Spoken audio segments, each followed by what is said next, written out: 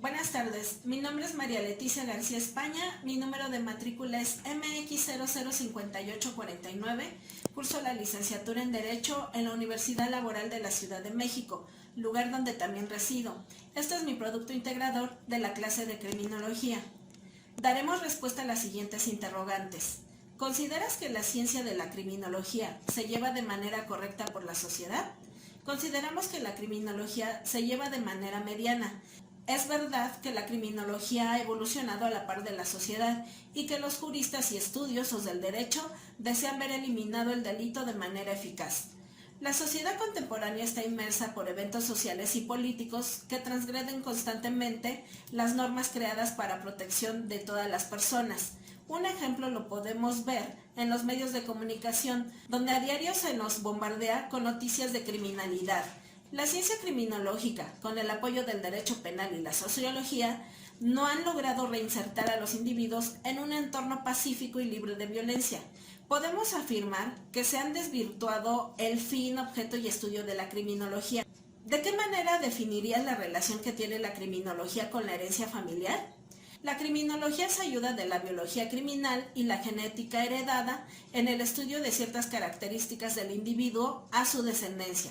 La herencia familiar no es un factor que incline a una persona a delinquir, pero se toma en cuenta como objeto de estudio de la criminología.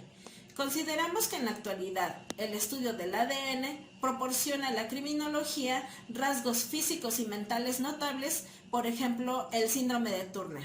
¿Qué factores consideras que afectan de manera directa para que un lugar tenga mayor índice de criminalidad? Podemos mencionar la desintegración familiar, la violencia doméstica, la marginación, el desempleo, la nula oportunidad de estudiar.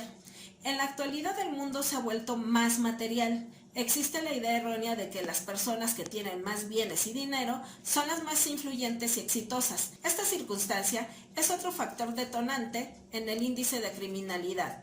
La importancia de los grupos sociales donde se desenvuelve una persona influye en el actuar de los individuos y detona que ciertos sectores de la sociedad cometan delitos, por ejemplo el robo, el narcotráfico y la violación sexual.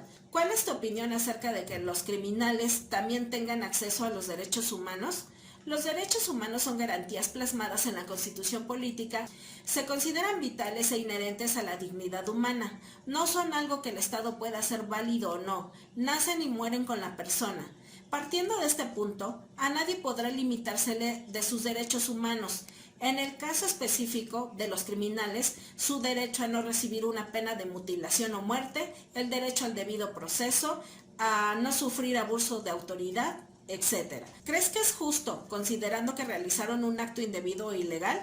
Desde una perspectiva particular, debemos comentar que el sistema de justicia penal mexicano da mucho de qué hablar.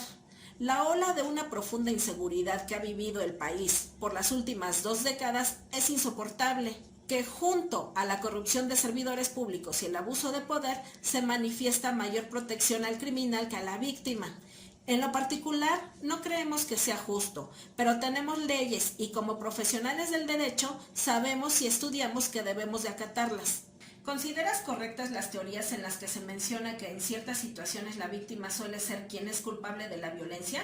Así es, partiendo de que la víctima es quien sufre el daño o perjuicio, concuerdo con lo establecido por Mendelssohn. Existen varias clases de víctimas, por ejemplo, la víctima inocente o ideal, cuya persona no ha hecho nada y que resulta afectada, la víctima de culpabilidad menor o por ignorancia, en donde el acto no pensado provoca la victimización, la víctima culpable o más culpable que el infractor. Aquí la persona es copartícipe por imprudencia o que busca en verdad la lesión. ¿Cómo definirías al sistema legal en tu estado? Al hablar de México como estado democrático, es necesario hablar de su sistema legal que busca nuevos mecanismos para resolver conflictos y al mismo tiempo la interacción social con la finalidad de alcanzar justicia, equidad y libertad.